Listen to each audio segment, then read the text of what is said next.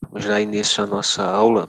Pessoal, na semana passada eu acordei com vocês que a gente ia ter aula de contabilidade, mas vendo melhor o cronograma de tempo que a gente tem, ainda dava para inserir uma aula de economia, já que a ementa da disciplina também pede um, algumas aulas de economia, né?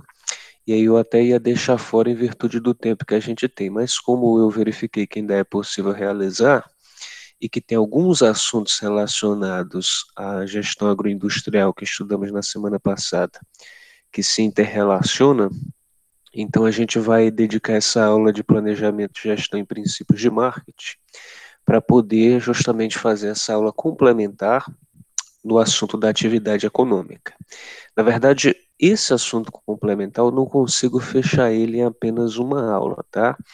Então, a ideia é justamente tentar trabalhar aquela proposta que vocês colocaram do podcast com um assunto complementar para essa aula, que a gente vai já daqui a pouco discutir como é que ele vai ser disponibilizado, tá?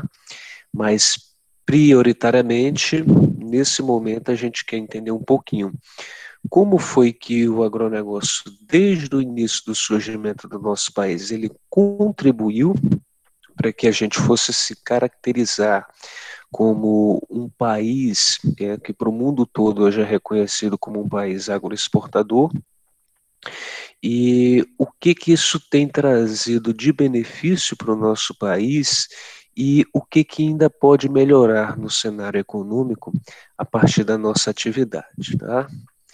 Então eu vou abrir aqui a apresentação para que a gente possa expor, né, as primeiras ideias sobre o assunto.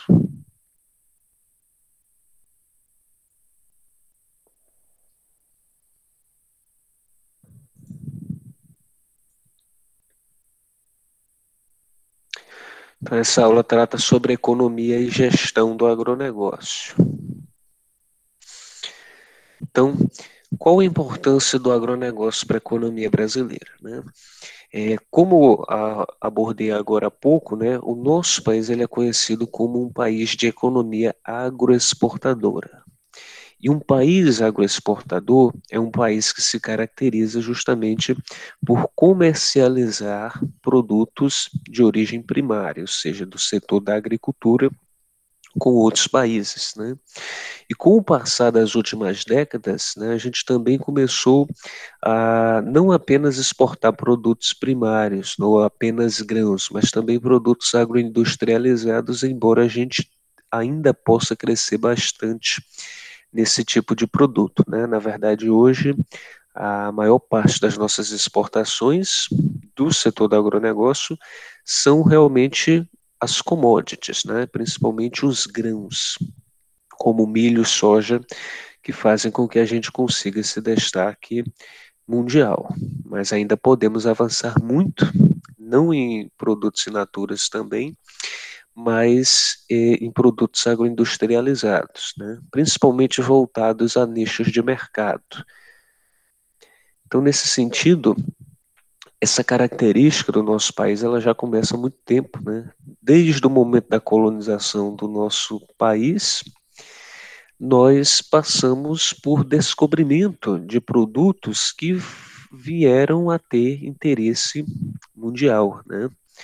Então, um dos períodos mais marcantes e que vem se destacar é o período de 1889 a 1930, que se caracteriza como o período da República Velha, né?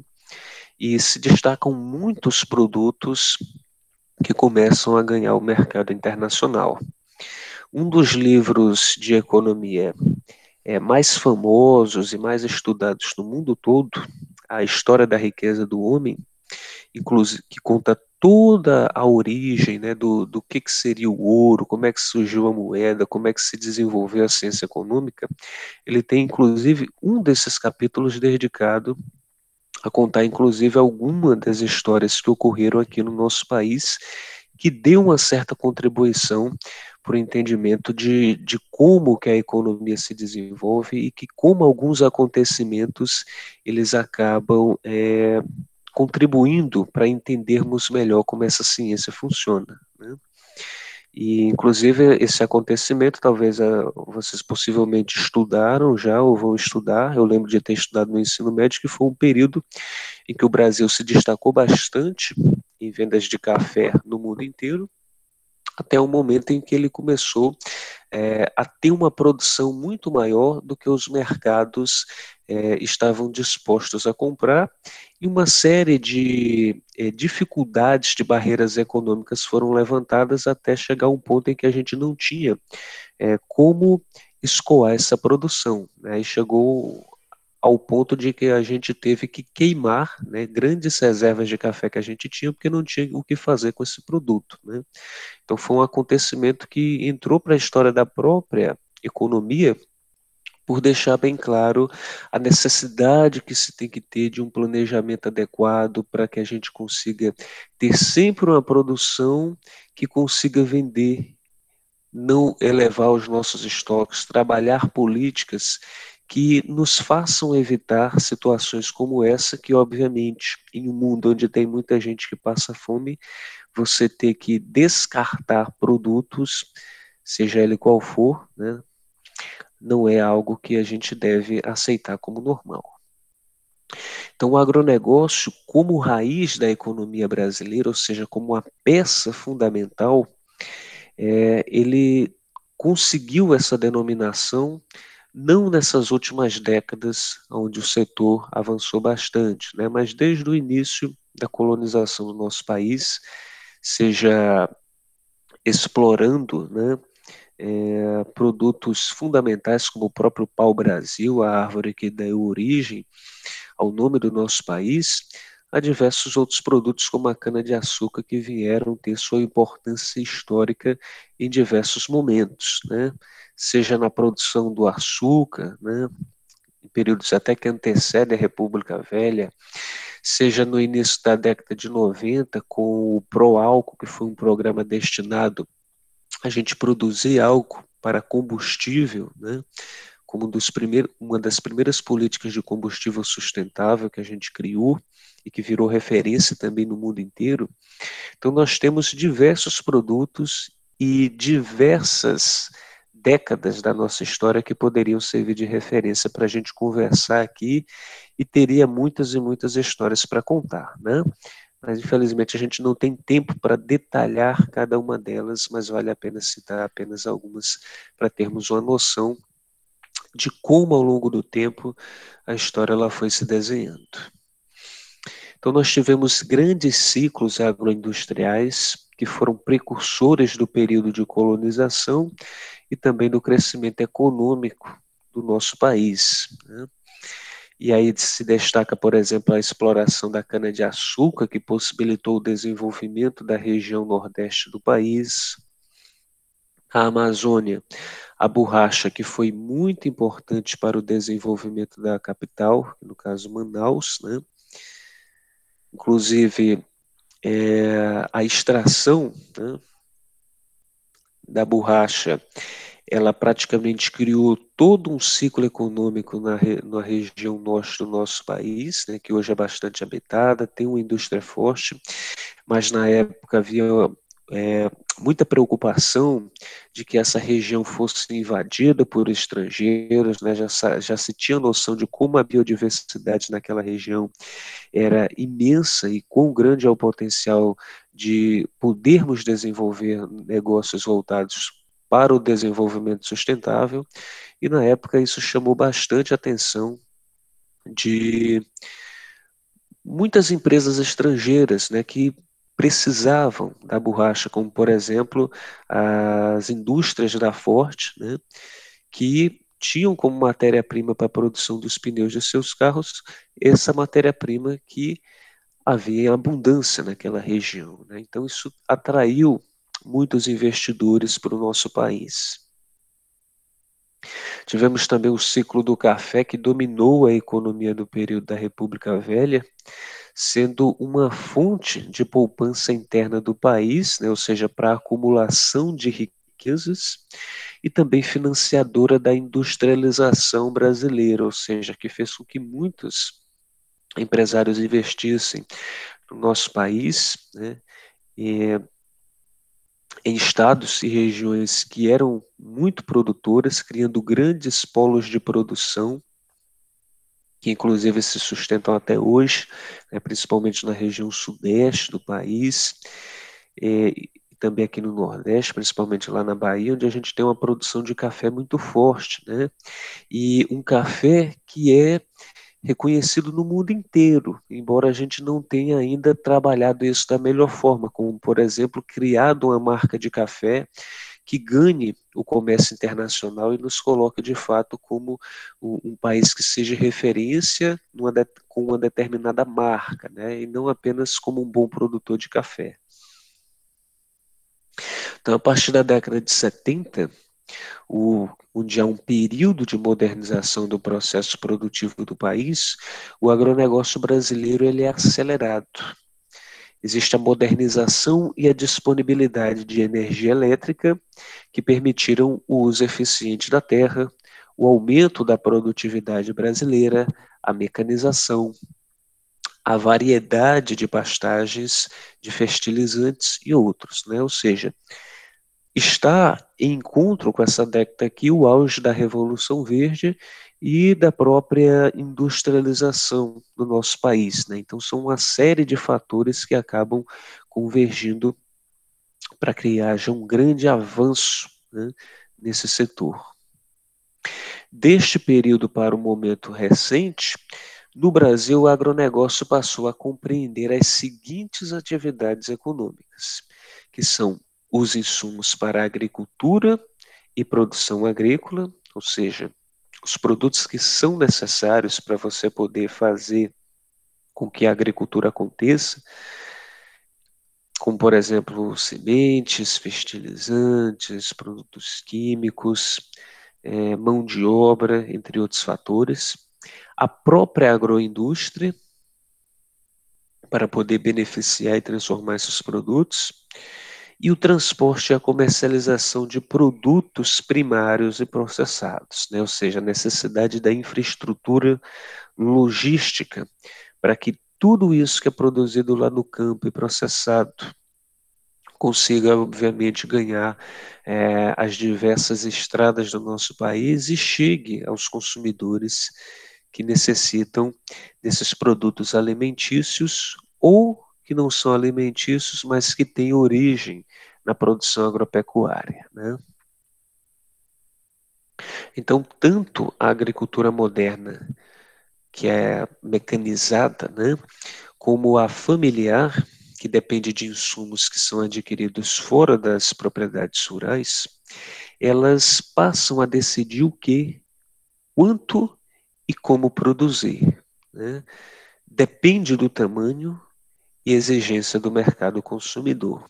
Em outras palavras, começa-se a adotar-se uma consciência, tanto aos grandes produtores médios e pequenos, a necessidade de tomar decisões para decidir o que eu vou produzir e para que mercados, né?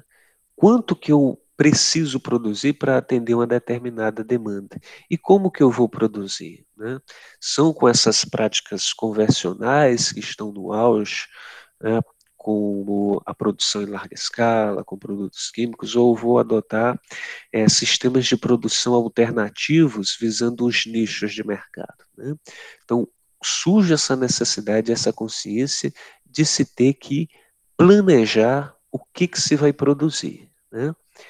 Ou seja, justamente a necessidade de aplicarmos a gestão do agronegócio, compreender melhor o negócio agropecuário para decidir como que vai ser a nossa atuação em relação a esse futuro que está se desenhando. Atualmente, o agronegócio brasileiro ele possui grande importância em dar segurança ao abastecimento, ou seja, o abastecimento aqui no sentido de disponibilizar os produtos que são necessários para a alimentação, principalmente de alimentos in natura, ou seja, que não foram agroindustrializados, mas também essa preocupação com fornecer os produtos processados, né, que passam pela industrialização.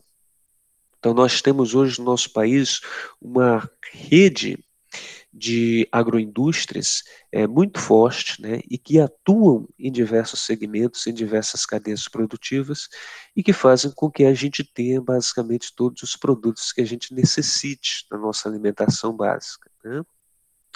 Mas se reconhece que nós temos um potencial ainda muito grande de investir em mais agroindustrialização e ter uma representação maior nas exportações de produtos agroindustrializados, né? Pois, como já conversamos, é, o grande reconhecimento de país agroindustrializador vem da nossa exportação de commodities, né? E nós podemos avançar mais em produtos agroindustrializados, assim como podemos oferecer diversos produtos ainda desse mercado que ainda não são oferecidos, né? Seja para criar aqui um mercado interno ou para criar um mercado externo, que a gente já conversou em outras disciplinas, né?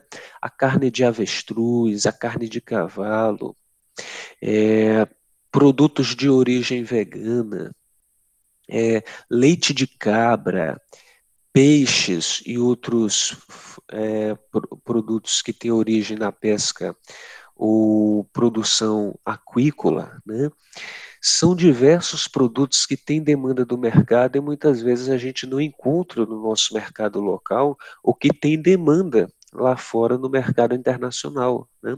Então a gente precisa mapear esses mercados, precisa incentivar empreendedores a investir e, obviamente, expandir essas nossas potencialidades, né? Nós somos hoje um grande produtor, mas nós ainda ficamos atrás de diversos países, inclusive países menores, bem menores do que o nosso, como por exemplo a Holanda, que consegue um nível de exportação muito maior do que o nosso país, mesmo sendo um país que cabe dentro do estado de Minas Gerais, mas que tem uma eficiência no que diz respeito a aspectos de produção, de infraestrutura logística, de incentivo a produtores rurais, de fortalecimento do setor por meio da intervenção do governo, que não existe no nosso setor, né? Então, todas essas cadeias de produção no nosso país, elas podem e devem ser fortalecidas se nós quisermos desenhar um futuro melhor para o nosso país, né? Eu digo desenhar um futuro melhor porque se o agronegócio hoje tem um papel tão relevante, essa relevância ela precisa ser alinhada com os interesses para que esses benefícios sejam expandidos para diversos outros setores. Nesse sentido, o Brasil tem no agronegócio seu setor-chave de inserção no comércio mundial. Dentre todos os setores da economia mundial, a agropecuária é o setor mais aberto e competitivo no cenário internacional, né? Pela aquela simples noção que a gente tem de economia, né? Toda vez que a gente passa por um momento de crise econômica, onde as pessoas deixam de consumir mais, né, começam a comprar apenas o básico, elas vão comprar comida, né? Elas vão deixar de comprar um carro, uma casa, vão deixar de comprar roupas, vão cortar os serviços de assinatura de TV a cabo, serviços de internet, entre outros, mas elas não vão deixar de comer, né? Esse é o último gasto que ela cortaria, né? E só faria isso se realmente não tiver condições. Então, os produtos voltados à alimentação, eles são o grande negócio, é um negócio que basicamente não existe crise, né? E quando há soluções políticas ou burocráticas que a gente consegue contornar para poder resolver esse problema. Então, atualmente, o agronegócio é o maior negócio da economia brasileira e mundial, e a fase de processamento e distribuição que corresponde ao sistema de comercialização são o destaque do valor global gerado ao longo das cadeias de produção agroindustrial, né? Ou seja, todo esse reconhecimento, ele se dá por toda uma rede de serviços que é criada para você dar suporte à produção agroindustrial, né?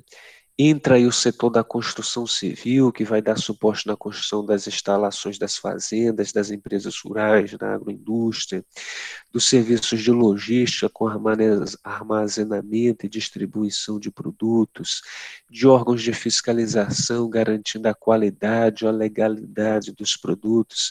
Então, é um setor que envolve diversos outros, né, e faz com que a economia brasileira ela tenha um desenvolvimento muito maior, agregando mais trabalho do que quando a gente está trabalhando com outros setores da economia, né, ou seja, um setor que consegue envolver diversos outros ao redor de si para poder dar suporte para que ele funcione. Tá tudo bem até aqui, pessoal? Tá dando para compreender? Tá sim, Washington. Ok. Então, seguindo, né, aqui nós temos alguns números do desempenho do agronegócio na economia do país, né? Nesse primeiro gráfico aqui de cima, vocês podem ver a produção de grãos em milhões de toneladas do nosso país, né? A evolução que nós temos aqui da safra de 2019. Só um momento, que eu acho que é o Dácio que está pedindo aqui para poder entrar.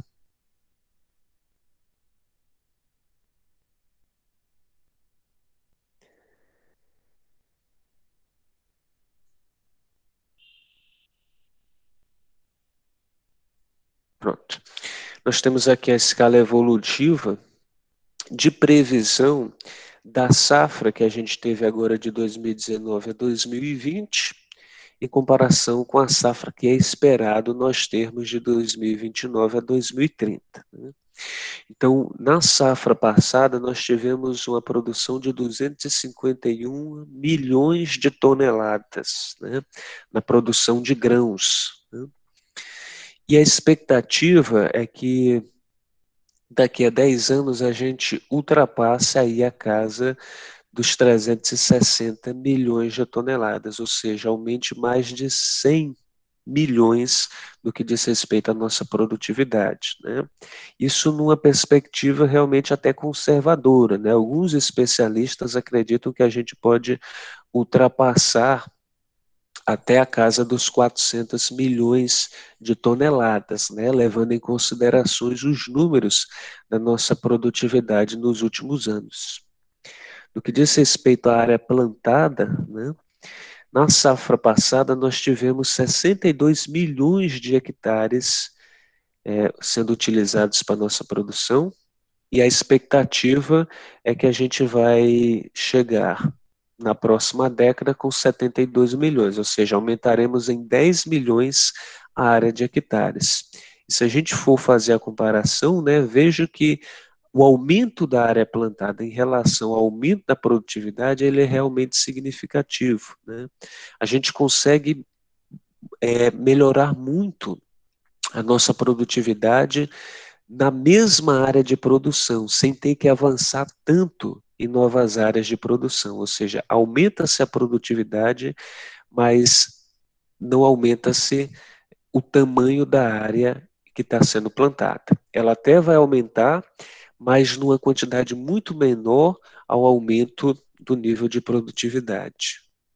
Um bom um bom exemplo de como a tecnologia, o investimento na ciência, principalmente nas pesquisas que foram desenvolvidas pela Embrapa, a empresa brasileira de pesquisa agropecuária, tem ajudado para que o Brasil consiga desenvolver, né, essa ótima otimização da sua produção, né, que é algo que países que são muito competitivas com o nosso Brasil em diversas cadeias produtivas, como os Estados Unidos e a Holanda, não conseguem mais, né? Nem tem disponibilidade de terras para produzir e, obviamente, nós tendo essa vantagem de ter muitas terras ainda à disposição e de nem sempre precisar de mais terras, a gente consegue aumentar a produtividade sem avançar em área plantada, isso obviamente nos faz perceber que chegar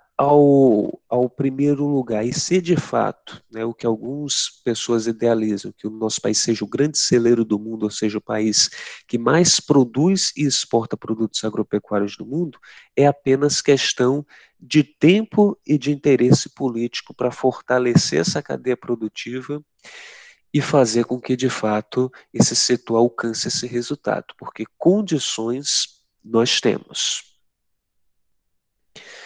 Nesse outro gráfico, nós vemos que há quase um século a produtividade do agronegócio avança em média 3% ao ano, né?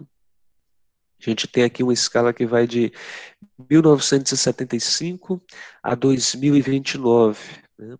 Então, representada aqui pela linha roxa, nós temos o crescimento da produção de insumos, pela linha amarela, a nossa produção, e pela linha laranja, a nossa produtividade, né? Então vejam como é o avanço de cada uma dessas particularidades e como elas estão em ascensão constantemente desde a década de 70, né? Nós tivemos algumas quedas, né, como por exemplo lá em 2015, 2014, ocasionados por crises governamentais, mas mesmo assim a gente consegue se recuperar facilmente e começamos a desenhar um cenário para a próxima década que é muito auspicioso, ou seja, muito promissor, né? Tende a ser realmente a grande década do agronegócio brasileiro a que a gente está vivendo, né? A que vai demandar mais mão de obra, a que vai demandar mais tecnologia, a que vai demandar mais políticas para dar conta de todas as necessidades, como de mais infraestrutura logística, mais capacitação de mão de obra, para que a gente de fato consiga chegar ao final da década conseguindo esses números, as quais especialistas do mundo todo acreditam que somos capazes de conseguir, né? Então nós temos tudo o que é necessário para conseguirmos, né? O que basta realmente é interesse de políticos comprometidos com planos estratégicos que dê condições para que o país e os empresários do setor, todas as pessoas que trabalham nesse setor consigam de fato chegar nesse objetivo que a gente almeja, né? E por último, nós temos aqui gráficos que representam a participação do agro no PIB brasileiro, né? Onde 3 trilhões de reais é a estimativa de quanto o agronegócio deverá movimentar na economia brasileira em 2030, né? Ou seja, quando nós pegamos o PIB brasileiro de fato, né, hoje a gente está na casa de 1,3, 1,4 trilhões, né? Isso não apenas o agronegócio, mas todos os outros setores da economia, né? E a expectativa é ao fim da década que só o nosso setor consiga responder por cerca de 3 trilhões, né? A participação do PIB hoje, no caso, no ano passado, chegou a ser 24%, né, quase um quarto da economia do país, e em 2030 a expectativa é que a gente chega na casa dos 30%, né? E aí é bom lembrar que a gente fala apenas no agronegócio em si, né? Na produção antes, durante e depois, mas sem atrelar aqui outros setores que dão suporte, como por exemplo os serviços de logística, que se beneficiam do nosso setor para poder funcionar, né?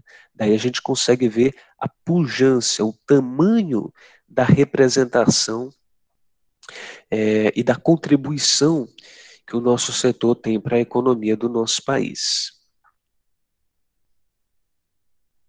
E aqui, por último, né, nós temos um boletim da Confederação Nacional de Agricultura, atualizado agora recentemente do mês de março, quando foi divulgado todos os resultados do desenvolvimento do nosso país em 2020, onde se observa que o agronegócio avançou em dezembro passado e fechou o ano de 2020 com um crescimento recorde de mais de 24%, né? E aí nós tivemos aumento tanto na cadeia de insumos, na produção primária, né, na agropecuária em si, na produção agroindustrial e também nos agroserviços, né, que são qualquer serviços que dão suporte para a cadeia produtiva funcionar, né. Então, somados todos eles, nós tivemos um aumento de mais de 24%. E é bom lembrar que ano passado nós tivemos muitas cadeias produtivas prejudicadas em virtude da pandemia, como, por exemplo, o setor da floricultura, que é um setor altíssimo, né? que tem uma potencialidade também de economia muito forte, inclusive até em cidades do nosso próprio estado do Ceará, é um setor que movimenta a economia de algumas cidades inteiras, né? Então, mesmo com a queda em alguns setores, a gente conseguiu essa produção muito expressiva, né? O PIB do agro ele ganhou mais participação no PIB do Brasil em 2020, e aqui está a relação final, né? Ele representou mais de 26%, enquanto os demais setores estão aí representando cerca de 73%, né? Lembrando que diversos desses setores eles se interrelacionam com o agronegócio. Então isso mostra o tamanho, né? E quão grande é o nosso setor e, obviamente, as expectativas futuras. E quando a gente fala em economia, a gente lembra sempre do conceito dessa ciência, né, dessa área de estudo. E aí eu pergunto a vocês, né, conforme a gente estudou lá na disciplina do semestre passado, qual é a principal preocupação da economia? O que que ela estuda?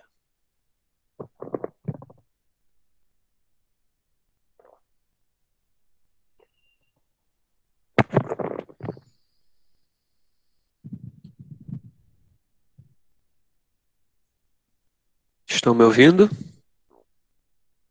Sim, Washington, estamos ouvindo. Ninguém lembra? Qual a principal preocupação da economia? O que que essa área estuda? Ela. A Pode falar, gerência, Lucio. eu ia dizer a gerência do dinheiro, o modo como ele é aplicado. Tem a ver, né? Vou dizer novamente, e eu quero que vocês gravem bem isso para não Washington. esquecer. Sim, Ah, é a Clarice. Washington. utilização de recursos escassos, né? Exatamente. Diga, Pronto. Clarice. Não era isso que o Luciano ia falar. Muito Poxa, bem, desculpa, Clarice. Eu acabei tomando a tua fala aqui. tudo bem. Então é isso, né? A economia estuda os recursos escassos, né? Nem todo mundo pode comprar qualquer coisa que quer. A gente não tem tudo aquilo que pode ter. Então, o que a gente pode fazer é gerenciar os recursos que a gente tem para conseguir o máximo que é possível ao nosso interesse, né? Então, os recursos escassos pode ser dinheiro, sim, mas pode ser também eu conseguir utilizar um recurso dentro do nosso setor com uma logística que é bastante deficiente, de uma forma eficiente que eu consiga realizar o meu trabalho, né? Então, essa é a principal preocupação da economia, gerenciar os recursos escassos. É claro que, na maioria das vezes, a gente está falando justamente de um recurso escasso que é o dinheiro, né? E que nunca teve, em alguns aspectos, tão escasso no nosso país, né? Mas como assim, professor? Você não acabou de falar que, inclusive, o nosso setor aí está gerando tanta riqueza? Sim, mas essa riqueza, ela é concentrada, ela não está tão distribuída ao longo de toda a população brasileira, afinal, é bom lembrar, nós temos hoje recorde de desemprego com mais de 10 milhões de pessoas que não têm trabalho, né? Então, é aí que a gente chega no ponto central da nossa aula, né?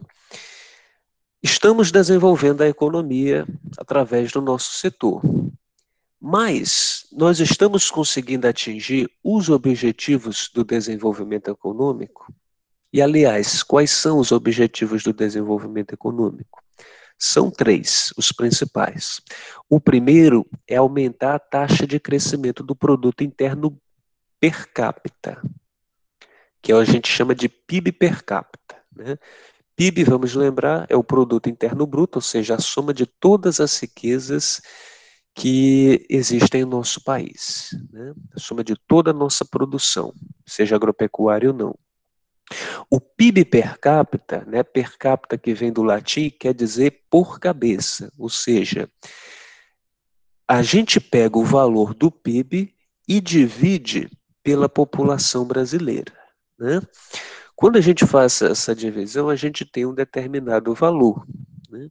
Como a gente já conversou, o PIB ele pode ser nacional, estadual ou mesmo municipal. O PIB per capita de Jaguaruana, da última vez que eu olhei, se não me engano, estava aí na casa de cerca de entre 5 a 8 mil reais, né? Mas será que todo cidadão de Jaguaruana tem esse valor em dinheiro na sua família? Ou seja, o pai e a mãe de família recebendo de 5 a 8 mil reais? Nós não temos, né? Isso não acontece justamente porque a riqueza ela fica mais concentrada na mão de alguns, e alguns, inclusive, não têm recurso financeiro algum, né? Então, aumentar a taxa de crescimento do PIB interno per capita é fazer com que o Brasil cresça, e se o Brasil está crescendo, isso quer dizer que o PIB dele está aumentando, mas esse PIB, ele tem que, quando a gente aplicar o cálculo do PIB per capita, o valor tem que ser mais distribuído, né? Ou seja, a gente tem que perceber que essa riqueza ela não fica concentrada, que mais pessoas estão tendo renda. E isso a gente só consegue fazer com uma boa geração de empregos e fazendo com que esses salários a ser recebido por essas pessoas sejam um salário justo e compatível com a sua formação profissional, por exemplo. Então, esse é o primeiro objetivo, né? Em relação a isso, a gente pode dizer que estamos crescendo. Estamos aumentando o nosso PIB. Mas o PIB per capita, ele não está crescendo na mesma taxa que o aumento do nosso PIB, né? Até porque a gente está falando em PIB positivo, mas o PIB do agronegócio apenas. Quando a gente pega o PIB do país completo, na verdade a gente está em números negativos, né? Estivemos em números negativos aí já há um bom tempo. E, infelizmente, nos próximos anos, caso o governo não mude radicalmente sua postura, isso pode continuar a vir acontecendo. O segundo objetivo do desenvolvimento econômico é aumentar o pleno emprego da força de trabalho ou, no mínimo, apresentar uma taxa de desemprego aceitável, né? Ou seja, aumentar a quantidade de empregos, né, de mão de obra trabalhando e, se possível, na maioria dos casos, com contrato, com contrato de trabalho, com carteira assinada, ou seja, que não seja trabalho informal. Mas, se não for possível aumentar progressivamente o pleno emprego, nós temos que ter pelo menos uma taxa de desemprego aceitável, né? E mais de 10 milhões de desempregados não é uma taxa nem de longe aceitável. Então, a gente precisa ter um plano para poder reinserir essas pessoas no mercado de trabalho, porque quanto mais pessoas estiverem trabalhando, mais elas vão estar recebendo dinheiro, vão estar gastando e, obviamente, vão estar aumentando ainda mais a economia. Se não houver essa preocupação, nós teremos pessoas. Nós teremos, não, infelizmente, nós temos hoje pessoas passando fome, com diversos problemas de saúde, principalmente de saúde mental, porque o desemprego e a falta de você ter um trabalho, de você não ter renda, isso afeta bastante a autoestima das pessoas e cria-se também o problema social onde o governo tem que dar o suporte para essas pessoas, né, dando auxílios financeiros que muitas vezes não são suficientes e não resolvem de fato o problema como deveria resolver. E o último objetivo seria trazer maior igualdade na distribuição de renda, né? Que é um objetivo que fecha com os demais, né? Se nós temos uma população cuja igualdade de renda ela é maior, né, E aqui a gente não está falando necessariamente de todo mundo ter que receber o mesmo salário, mas de que todo mundo tenha pelo menos acesso a uma renda, a um salário justo. Isso faz com que haja uma melhor distribuição, né? Enquanto a gente tiver um grande número de pessoas desempregadas, mais riqueza vai estar acumulada nas mãos de poucos, né? E mais pobreza em relação a muitos. Então, quando a gente cria mais empregos, a gente ajuda a haver mais distribuição de renda. E, obviamente, isso vai elevar o valor do PIB per capita. Então, um objetivo, ele está associado a outro.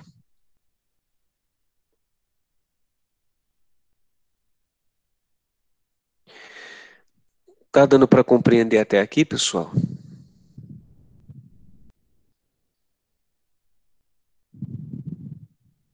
Ok. Então, assim, eu vou precisar de cerca de uns 20 minutos a 25 para poder concluir essa aula, mas a gente não tem mais esse tempo. Então, mais tarde, né, na nossa última aula de 10h30, eu vou dividi-la para ficar 25 minutos de projetos de empreendedorismo e 25 minutos para a gente poder concluir essa aula aqui, né? Onde eu preciso pegar. Não tem aula agora às 9h30, Clarissa, é isso? Eu acredito que não, porque o Yanchi colocou no grupo hoje de manhã cedo que o professor Joel estava doente, não teria a segunda aula.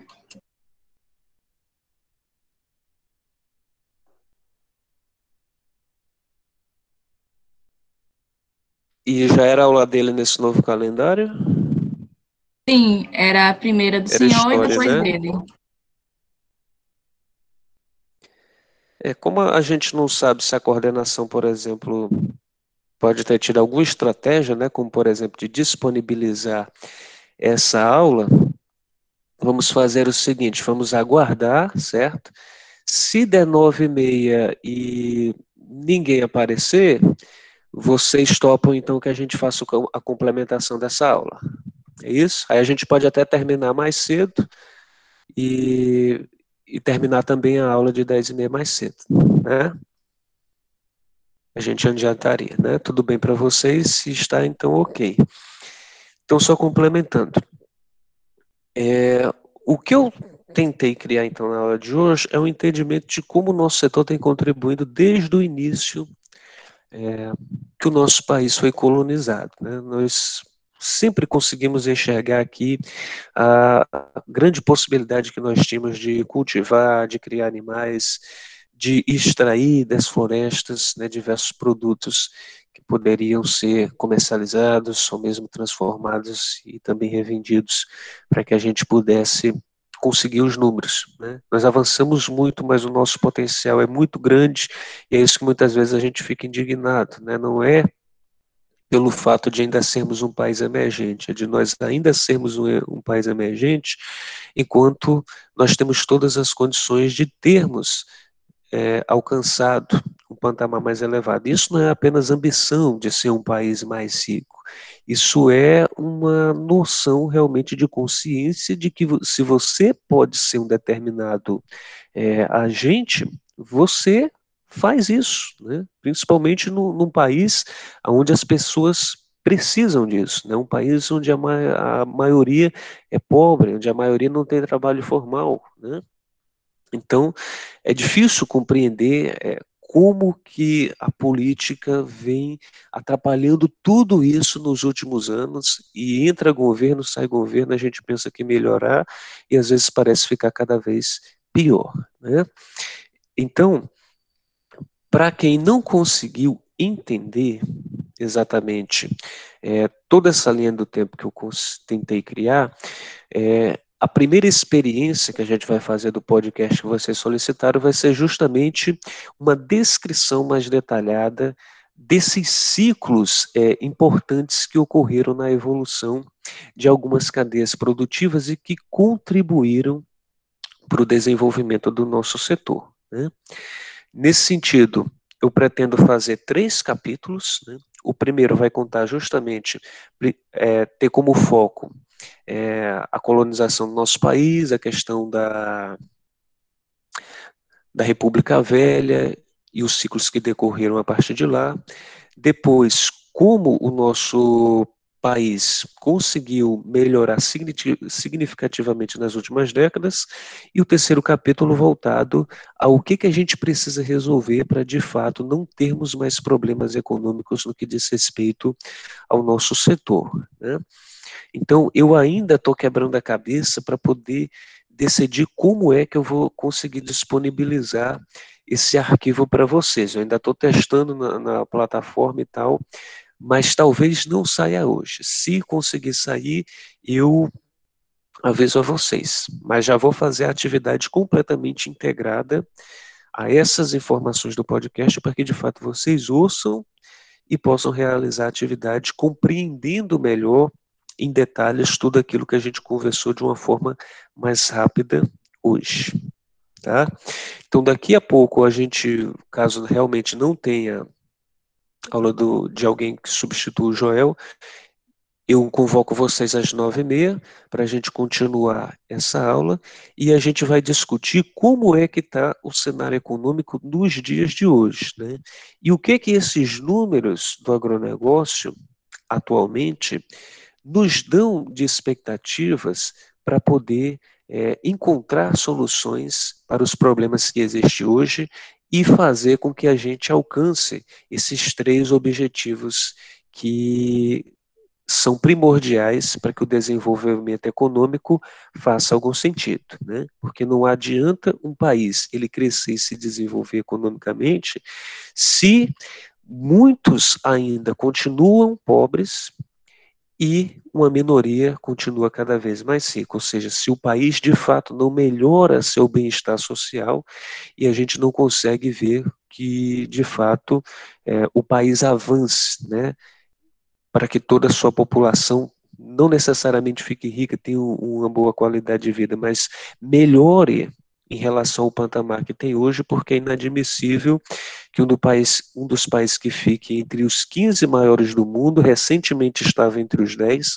ainda tem uma das populações mais pobres, mais analfabetas, com acessos precários ainda na saúde, na educação, entre outros fatores, né? Então, conseguir fazer com que todas essas forças econômicas sejam convertidas em um impacto social elevado é primordial. Então, é isso que a gente vai tentar entender daqui a pouco com a continuidade da aula. Agora eu vou disponibilizar para vocês o link do formulário da frequência. E aí, conforme vocês proporam, né, caso não haja nenhum substituto já acordado, 9h30, eu estou convocando vocês para a gente dar continuidade. Pronto, já está disponível o formulário. Até logo.